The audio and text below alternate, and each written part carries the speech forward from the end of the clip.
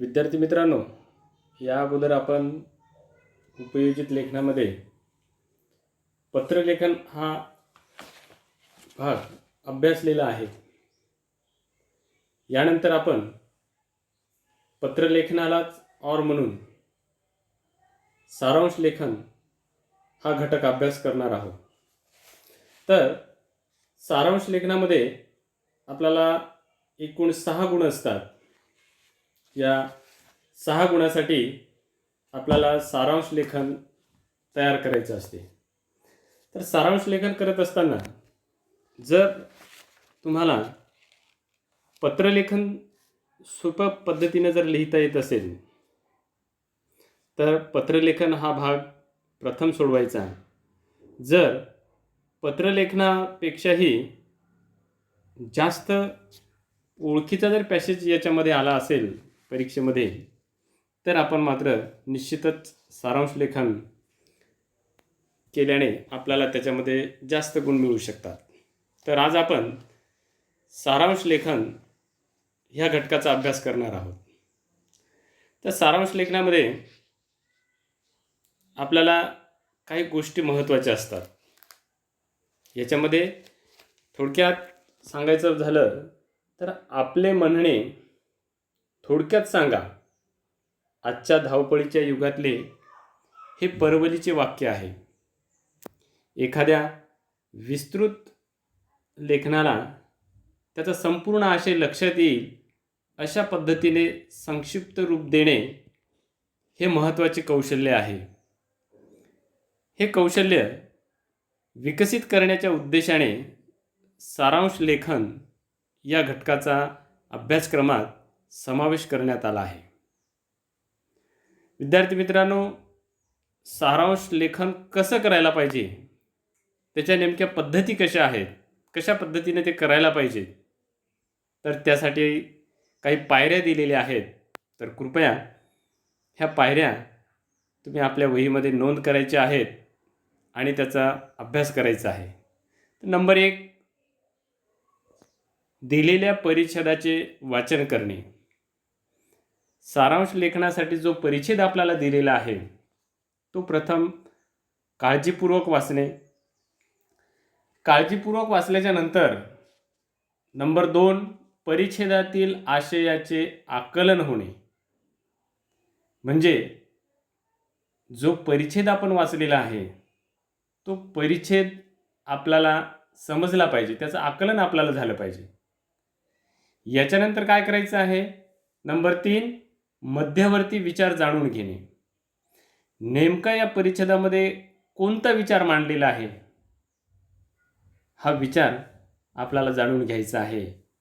आणि नंबर 4, समजलेला विचार स्वतःच्या शब्दात थोडक्यात मांडणे. म्हणजे आपल्याला जो परिच्छेद दिलेला आहे तो परिच्छेद वाचल्याच्या नंतर त्या परिच्छेदामध्ये जी काही मध्यवर्ती कल्पना असेल, मध्यवर्ती विचार असेल, तो आपल्याला स्वतःच्या शब्दात मांडायचा आहे. सारांश लेखन करत असताना कमीत कमी शब्दात सारांश लिहिणे व त्यातून परिच्छेदातील आशयाचा पूर्ण अर्थ प्रतिबिंबित होणे महत्त्वाचे आहे. म्हणजे आपण जो सारांश लेखन करत आहे ते सारांश लेखन अर्थपूर्ण असलं पाहिजे आणि त्या परिच्छेदातील आशयाचा संपूर्ण अर्थ आपण लिहिलेल्या त्या सारांश लेखनावरून समजला गेला पाहिजे. तरच याच्यासाठी चांगल्या प्रकारचे गुण आपल्याला दिले जातील. कृतीपत्रिकेसाठी काही सूचना दिलेल्या आहेत. सारांश लेखन उतारा 100 ते 120 शब्दाचाच असेल. नंबर 2, दिलेल्या परिच्छेदाचा थोडक्यात म्हणजे कमीत कमी शब्दात सारांश लिहिणे अपेक्षित आहे. आपल्याला सारांश लेखन हा कमीत कमी शब्दामध्ये लिहायचा आहे आणि अर्थपूर्ण लिहायचा आहे. नंबर 3, परिच्छेदाच्या सारांशातून संपूर्ण आशय लक्षात येणं अपेक्षित आहे. नंबर 4, सारांश लेखन याची मध्यवर्ती कल्पना हे स्वतःच्या शब्दात मांडणे अपेक्षित आहे. 5. परिच्छेदाचे वा सारांशाचे शब्द मोजून नोंद करणे आवश्यक नाही. म्हणजे आपल्याला शब्द मोजावेच लागतील. दिलेले शब्द जे आहेत 100 ते 120, म्हणजे मोजल्याच्या नंतर एवढेच भरायला पाहिजे अशा प्रकारची काहीही आवश्यकता नाही. अंदाजे आपण मात्र त्याचं लेखन 100 ते 120 शब्दामध्ये करायला पाहिजे. आता या ठिकाणी पृष्ठ क्रमांक मराठीच्या पुस्तकातल्या पान नंबर 103 वर एक सारांश लेखनाचा नमुना दिलेला आहे, तो आपण समजून घेऊया. प्रथम जो उतारा दिलेला असतो त्याचं वाचन अर्थपूर्ण आणि आपल्याला पूर्ण त्यातला भाग समजेल अशा पद्धतीने त्याचं वाचन करायचं असते. तर हा नमुना आपण या ठिकाणी वाचूया. आपले जीवन सुखी, समाधानी आणि यशस्वी व्हावे असे प्रत्येकाला वाटत असते, पण ते तसे होत नाही.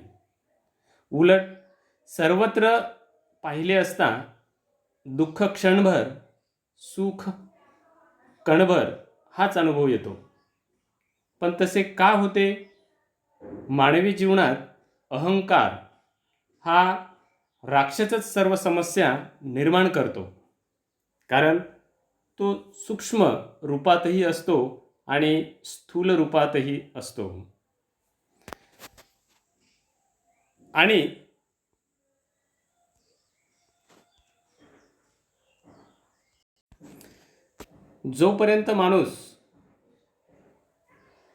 जोपर्यंत माणसाच्या ठिकाणी अहंकार आहे तोपर्यंत त्याला ज्ञान प्राप्त होणे कठीण. माणसे अहंकाराचा फुगा कळत न कळत फुगवतच असतात.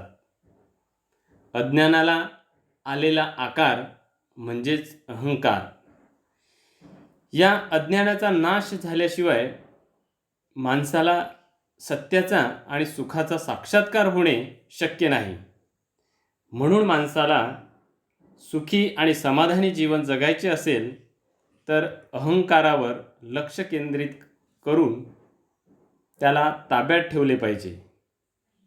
अहंकारी माणूस निसर्गाला जिंकण्याची भाषा बोलतो तेव्हा तो हे विसरतो की माणूससुद्धा निसर्गाचा घटक आहे.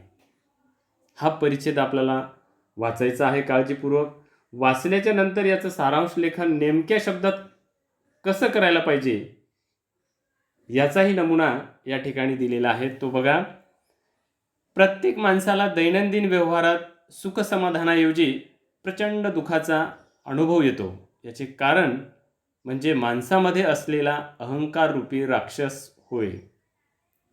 अहंकार विविध रूपात माणसाला खऱ्या ज्ञानापासून वंचित ठेवतो. म्हणूनच स्वतः निसर्गाचा घटक असूनही माणूस निसर्ग जिंकण्याची भाषा करतो.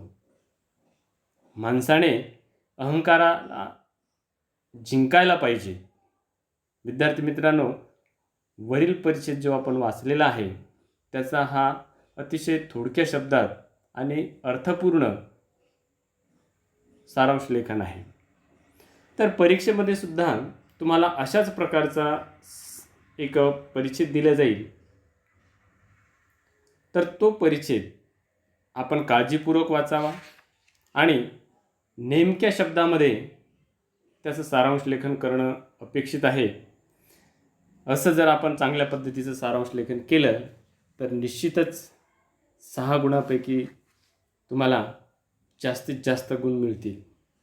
आजच्या या ठिकाणी तासिकेला आपण एवढंच बघूया. पुढील जो भाग आहे जाहिरात लेखनाचा तो आपण उद्याला बघूया.